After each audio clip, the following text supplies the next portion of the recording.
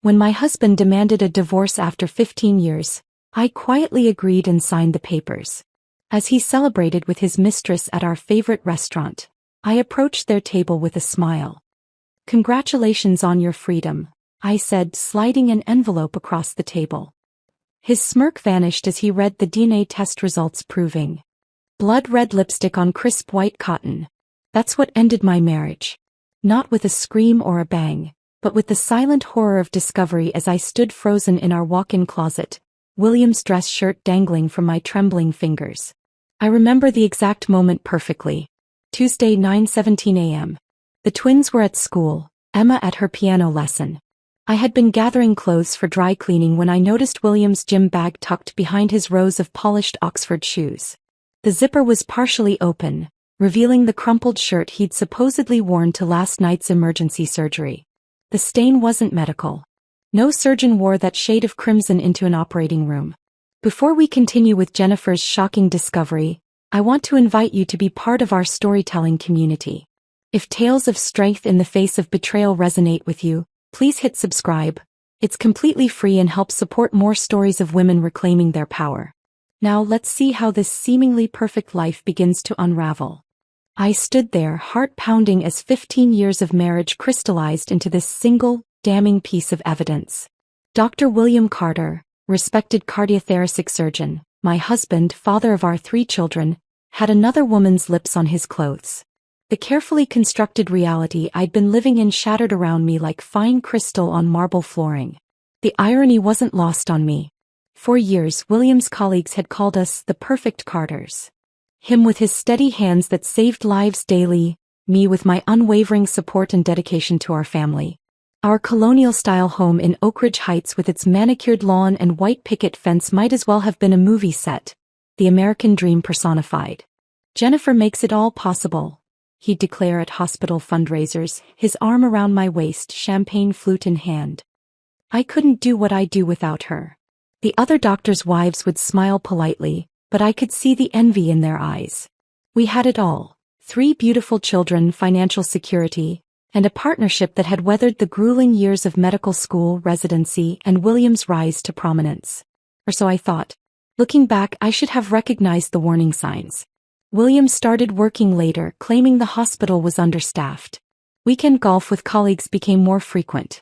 Our conversations grew shorter, more practical, scheduling the children's activities, discussing household needs, planning social obligations that would advance his career.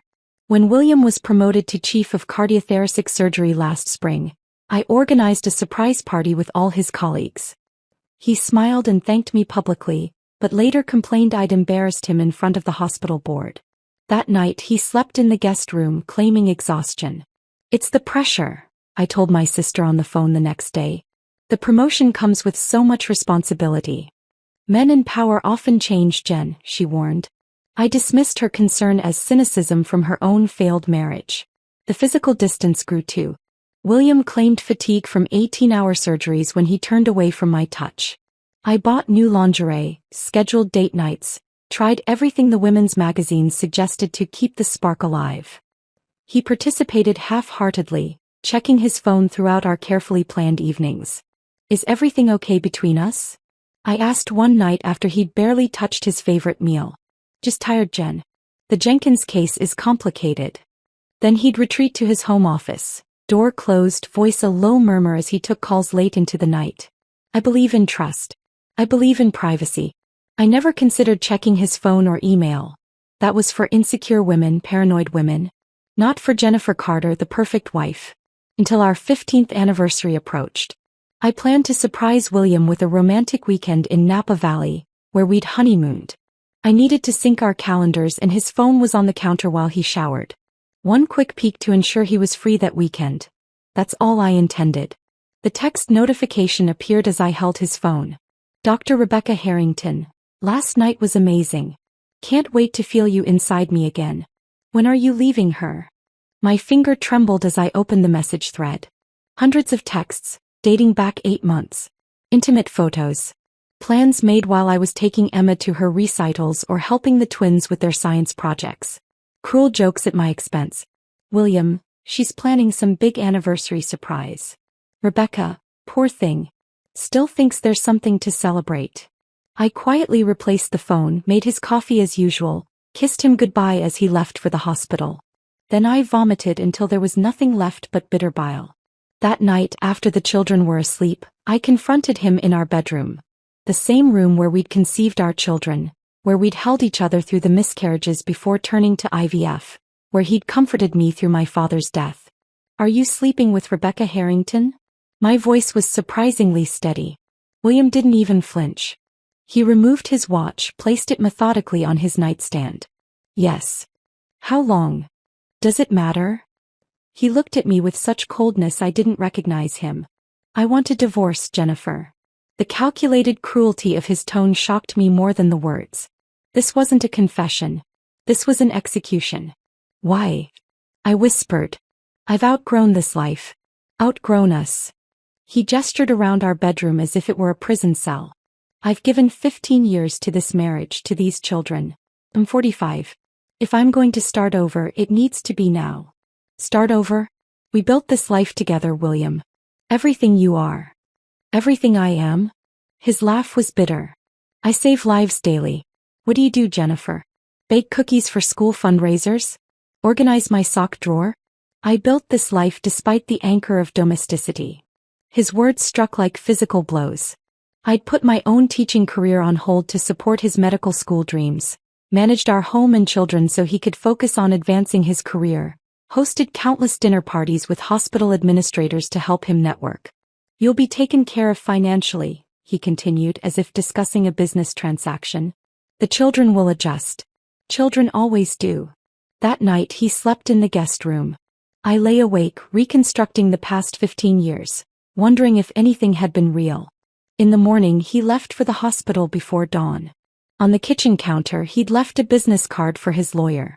The perfect life I thought we'd built had been a mirage. The cracks had always been there. I'd just been too dedicated to our illusion to see them. What I didn't know then was that the lipstick stain and affair were just the visible fractures in a foundation that had been compromised from the beginning.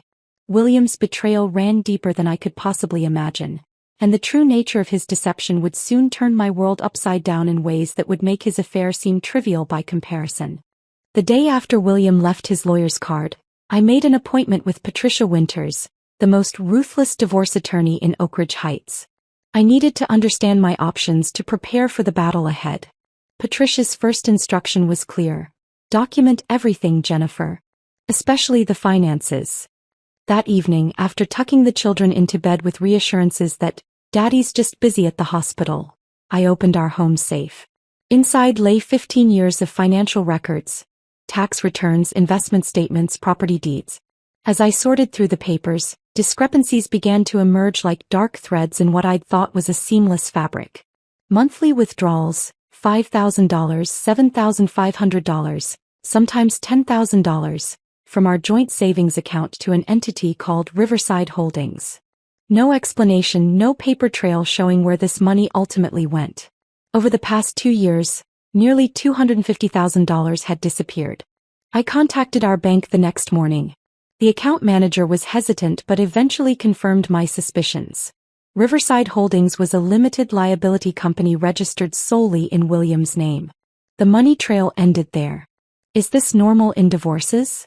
I asked Patricia during our follow-up meeting, sliding the bank statements across her mahogany desk. "Heidi assets. Unfortunately, yes." She examined the documents through narrow reading glasses. "But this pattern suggests something more calculated. Something long-term." It was during this conversation that Patricia mentioned Dr. Nathan Brooks. "The name came up in another case of mine," she explained. "Former colleague of your husband. Left Ashford Medical Center 3 years ago under interesting circumstances. Might be worth a conversation." I remembered Dr. Brooks vaguely, quiet, dedicated, always slightly uncomfortable at hospital functions. He'd simply vanished from the medical community without explanation. William had dismissed my questions with professional differences. Nothing interesting. It took 5 calls to track down his current practice. A modest family clinic 40 miles outside the city. His receptionist was protective, but when I mentioned William's name she immediately transferred me. "Mrs. Carter." His voice carried a weight that made my stomach tighten. "I've been expecting your call for years." We met at a coffee shop halfway between our homes. Dr. Brooks had aged considerably since I'd last seen him. Deep lines around his eyes, prematurely gray hair. He ordered black coffee and studied me with a clinical gaze. "I knew this day would come," he said quietly. "I just didn't know which of us would break first, me with my conscience, or William with his arrogance." What he revealed over the next hour shattered what remained of my world. "The fertility clinic at Ashford had a problem," he explained, voice barely above a whisper. "Several couples reported failed IVF procedures despite optimal conditions. I noticed inconsistencies in the lab reports, slight differences in documentation versus actual procedures." My hands trembled around my untouched latte. We had gone through 3 rounds of IVF to conceive the twins, another 2 for Emma. Each failure had been devastating, each success miraculous. I began investigating quietly. The clinic director, Dr. Mercer, was falsifying results, substituting specimens, manipulating success rates to maintain the clinic's reputation and funding. When I confronted him, he admitted William was aware. More than aware, complicit. "That's impossible," I whispered. "William wanted children. We both did." Dr. Brooks slid a thumb drive across the table. "Hospital records. Lab reports. William's signature authorizing procedural modifications. His euphemism for tampering with specimens. Including yours." "Why?" My voice cracked. "Why would he do this?" "Originally, career advancement. Mercer was on the board that later promoted William to chief. But with your tastes." He hesitated. "William has a hereditary heart condition, hypertrophic cardiomyopathy. Mild in his case, but with a 50% chance of passing it to his children. A surgeon with his ambition couldn't risk children with a condition that might reflect poorly on his professional judgment." The implications crashed over me like a tidal wave. I gripped the edge of the table to steady myself. "So during our IVF treatments, he ensured his sperm was never actually used. The clinic used anonymous donors instead. William knew exactly what he was doing." I left the meeting with the thumb drive burning a hole in my purse and a recommendation for a discreet genetic testing service. That night, after the children were asleep, I collected DNA samples. Hair from their brushes, saliva from their toothbrushes. I included one of William's combs from the master bathroom he no longer used. The 2-week wait for results was excruciating. William had accelerated the divorce proceedings, demanding custody evaluations, claiming my emotional instability made me an unfit mother. His lawyer sent intimidating letters questioning my ability to financially support the children, suggesting my contribution to the family had been minimal. They offered a settlement that would leave me with barely enough to survive. A calculated move to force me into submission. Meanwhile, I maintained appearances, helped the twins with their science projects, attended Emma's recital, smiled at school drop-offs, nodded politely when other mothers asked about William's absence. "Hospital schedule," I'd say. "You know how it is." At night, I researched medical ethics violations and fertility fraud. The cases I found were devastating. Doctors using their own sperm instead of donors, clinics mixing up embryos, families discovering biological truths decades later. But nowhere did I find a case like ours. A husband deliberately ensuring his children weren't biologically his, creating a family on false pretenses while maintaining the fiction of genetic connection. The testing company called on a Tuesday morning. The woman's voice was professional, detached. "We have your results, Mrs. Carter. Would you like me to email them, or would you prefer to discuss them over the phone?" "Email," I whispered, knowing I needed to see the evidence with my own eyes. The clinical language of the report couldn't soften the blow. The alleged father is excluded as the biological father of the tested children. The probability of paternity is 0%. I printed 3 copies. One for my lawyer. One for the safety deposit box I'd opened in my name only. And one that I slipped into a cream-colored envelope with the Ashford Medical Center logo, taken from William's home office during those weeks of pretending nothing had changed. My hands didn't shake anymore. The devastation had crystallized into something harder, colder. This wasn't just about an affair or hidden assets. This was about a fundamental betrayal that had begun before our children were even conceived. William had deprived me of choice. He had constructed an elaborate lie that shaped 15 years of my life, my identity as a mother, our children's very existence. All while positioning himself as the generous provider, the dedicated father, the brilliant surgeon saving lives. The truth changed everything. And I now possessed the power to make sure it changed everything for him too. With the DNA test results in hand, my grief transformed into something sharper, more focused. William had constructed a false reality for 15 years, and now I would dismantle it, methodically, completely. I began by reaching out to other families who'd undergone fertility treatments at Ashford during William's oversight. Dr. Brooks provided a list of 27 couples who might have been affected. Most refused to speak with me, unwilling to question the origins of their precious children. 5 agreed to meet. The Millers had twins who looked nothing like them. The Patels had a daughter with unexpected medical issues. The Johnsons, Garcias, and Wilsons each had stories of miraculous conceptions after multiple failed attempts. Once Dr. Mercer took personal interest in their cases. "We were just so grateful," Sarah Wilson told me, tears streaming down her face. "We never questioned the how." My search led me to Diane Fletcher, a former nurse who'd worked at the fertility clinic for 12 years. We met at her small apartment outside the city, where she lived surrounded by filing cabinets.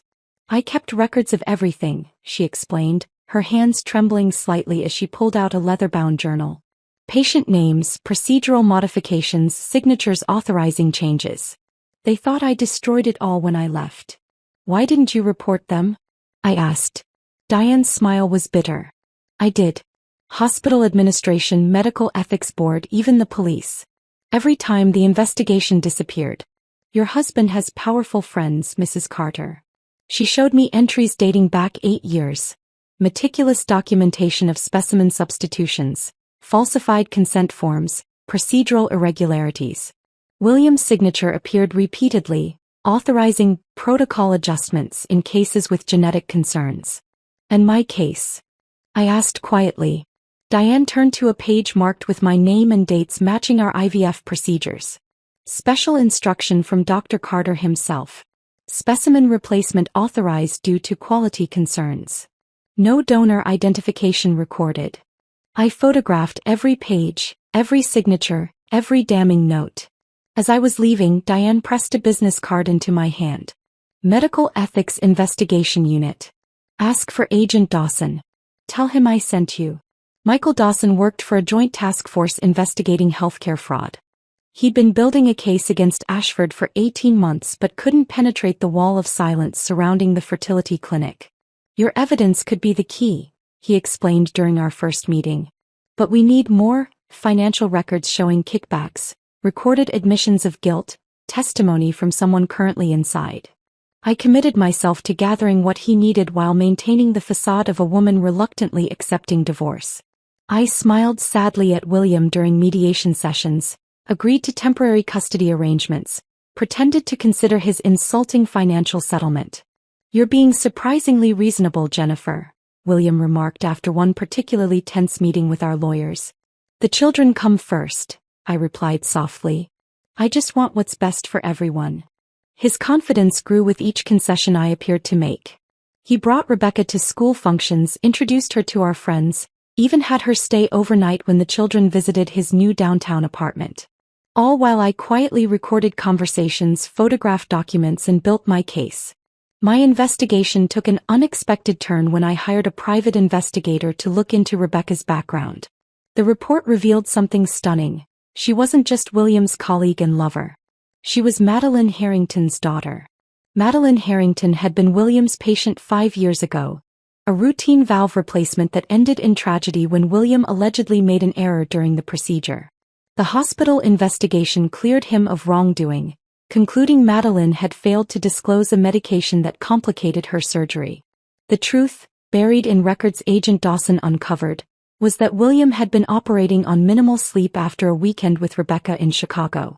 His error was covered up, the records falsified, the family paid off with Ashford funds.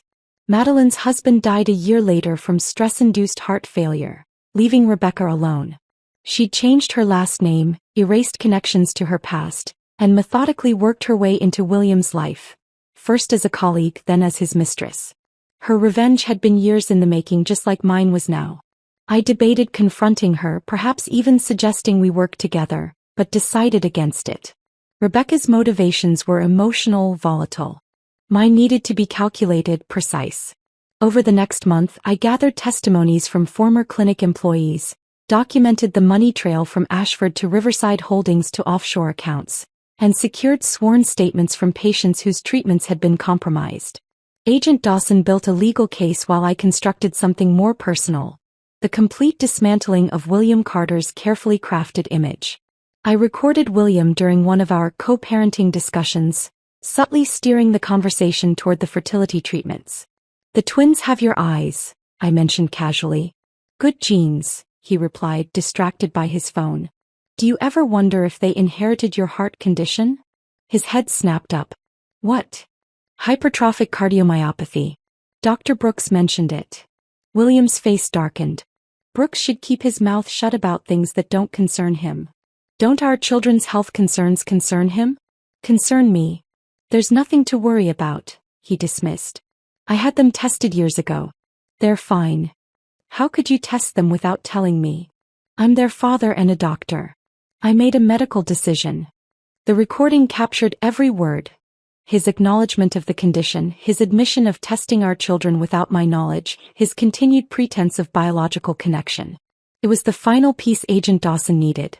The timing couldn't have been more perfect. The annual Ashford Medical Center Gala was approaching, the most prestigious event on the hospital's calendar. William had been selected to receive the Physician of the Year award for his groundbreaking contributions to cardiothoracic surgery and unwavering ethical standards. The invitation arrived at our house, still addressed to both of us despite our pending divorce. William texted that he'd be taking Rebecca as his date, but I was welcome to attend, if it wouldn't be too awkward. I replied with the perfect blend of wounded dignity and gracious acceptance. "I wouldn't miss it. You deserve this recognition."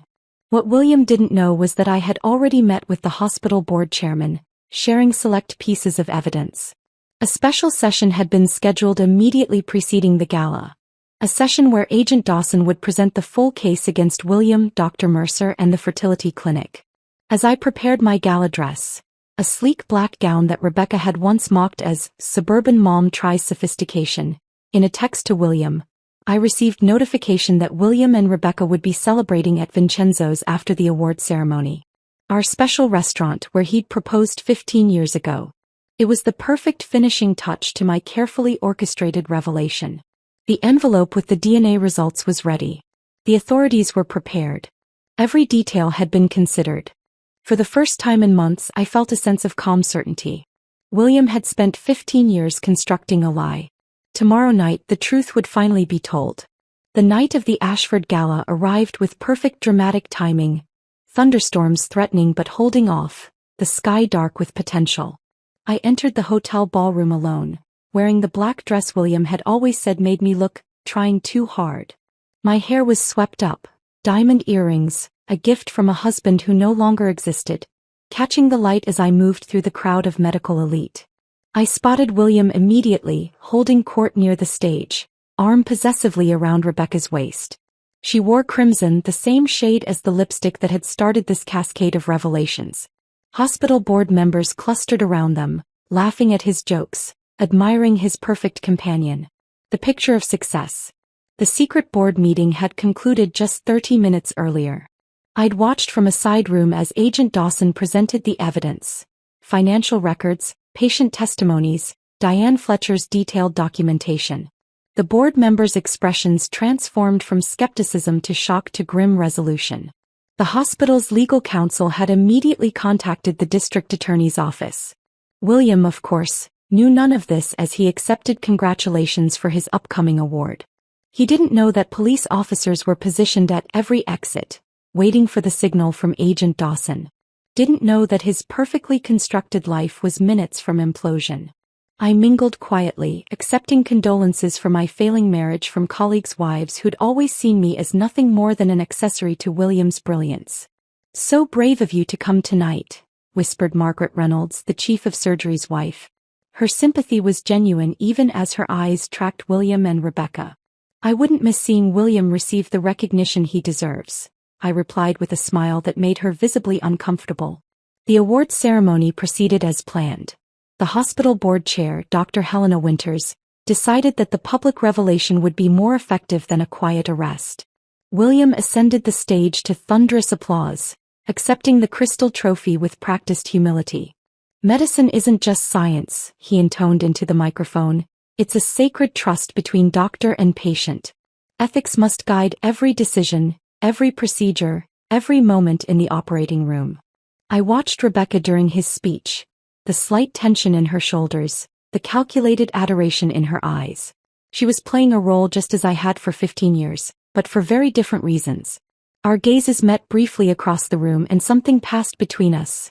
A recognition of sorts. Two women who knew the real William Carter. After the ceremony they left for Vincenzo's just as planned. I followed 20 minutes later, the cream envelope secure in my clutch. The restaurant hadn't changed. White tablecloths, soft lighting, Italian opera playing softly in the background. The maitre d' recognized me immediately. "Mrs. Carter. How wonderful to see you again. Your husband mentioned you might join them." He had. Interesting. William was either supremely confident or setting the stage for some public humiliation. Either way, it played perfectly into my plan. They were seated at our old favorite table near the windows. William had ordered the 1982 Bordeaux we'd shared on our anniversary 5 years ago. The bottle between them cost more than a month of groceries for our children. William saw me first. His expression shifted from surprise to smugness, clearly assuming I'd come to make some desperate plea. Rebecca turned, her perfect features arranging themselves into a mask of polite concern. "Jennifer." William's voice carried that patronizing tone he'd perfected. "This is unexpected." "Is it?" I approached their table, calm and collected. "You told the maitre d' I might join you. A courtesy mention. I didn't think you'd actually come." Rebecca shifted uncomfortably. "Perhaps I should give you two a moment." "Please stay," I replied, meeting her gaze directly. "After all, you've earned your place at this table, Rebecca. Or should I call you Rebecca Harrington?" The color drained from her face. William's brow furrowed in confusion. "What are you talking about?" he demanded. "Rebecca knows." "Don't you, Rebecca? Daughter of Madeline Harrington. The patient whose death you covered up, William. The woman whose heart valve you replaced while exhausted from your weekend with her daughter in Chicago. Ironic, isn't it?" William turned to Rebecca, comprehension dawning. "Is this true?" Her silence was confirmation enough. I seized the momentary confusion to place the cream-colored envelope on the table. "Congratulations on your freedom," I said quietly. "I think you'll find this interesting reading."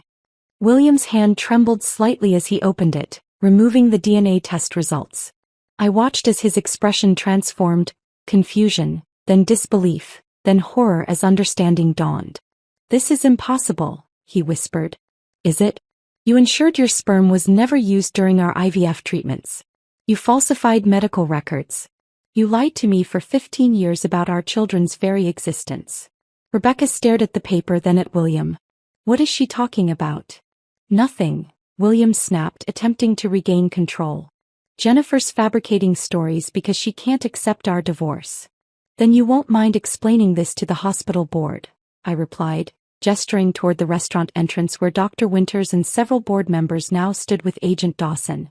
"Or to the district attorney's office. Or to our children." William's face contorted with rage. "You vindictive." "Choose your next words carefully," Agent Dawson interrupted, approaching our table. "Dr. William Carter, I'm placing you under arrest for medical fraud, financial crimes, and ethical violations under the Medical Practice Act." The restaurant fell silent as Dawson recited Miranda rights. Rebecca sat frozen, her own revenge supplanted by something far more comprehensive than she'd planned. "You've been planning this," William hissed as an officer handcuffed him. "All those months of playing the agreeable ex-wife. 15 years, William. You had 15 years of living your lie. I needed 3 months to expose it." As they led him away, Rebecca remained at the table, staring at her half-empty wine glass. "I didn't know about the children," she said quietly. "I believe you," I replied. "Your mother deserved justice too." In the weeks that followed, the story exploded across medical and mainstream news. William faced multiple felony charges, his medical license suspended pending trial. The fertility clinic was shut down pending a complete investigation. Dozens of families came forward, seeking answers about their children's genetic origins. The financial repercussions were immediate and comprehensive. William's hidden assets were frozen. The court appointed a forensic accountant who traced every dollar he'd diverted. My children's financial future was secured through a trust established with recovered funds. Dr. Brooks approached me after William's preliminary hearing. Ashford is establishing an ethics review committee to oversee reproductive services when they reopen. They've asked me to lead it. Congratulations, I said sincerely. Actually, I suggested we co-chair it. Your perspective would be invaluable. The offer surprised me. For 15 years I'd been Jennifer Carter, the surgeon's supportive wife. My identity had been subsumed by William's career, his needs, his image. Now I was being asked to step forward as myself. 6 months after the gala, I sat across from Rebecca at a different restaurant. Our unlikely alliance had formed during the legal proceedings, two women manipulated by the same man for different reasons. Do you regret it? She asked. Exposing everything? The children will eventually learn the truth. I considered her question carefully. They'll learn that their origins aren't what we thought, but that doesn't change who they are or how much I love them. The foundation of their lives was built on lies. I chose truth, however difficult. That night, watching my children sleep in the home we'd kept despite William's attempts to force its sale, I felt something unexpected. Not satisfaction or vindication, but liberation. The perfect family illusion had shattered, but in its place was something authentic. I was no longer living someone else's carefully constructed lie. For the first time in 15 years I was authoring my own story. Messy, complicated, and absolutely mine.